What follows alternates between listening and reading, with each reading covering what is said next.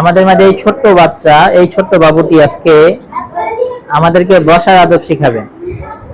আজকে বসার আদব শিখাবেন। এই যে সমস্ত ছাত্র বন্ধুরা আছে, এটা সবাইকে নিয়ে বসার আদব শিখাবেন। তো তুমি কি রেডি? জি। হ্যাঁ, পড়ো সবাই। আসসালামু আলাইকুম ওয়া রাহমাতুল্লাহি ওয়া বারাকাতুহু। বসার আদব তিন প্রকার। দুই হাঁটু ফেলিয়া নামাজের সময়, এক হাঁটু উঠাইয়া লেখার সময়, দুই হাঁটু উঠাইয়া খাওয়ার সময়। এই তিন প্রকারের বসা সুন্নাত।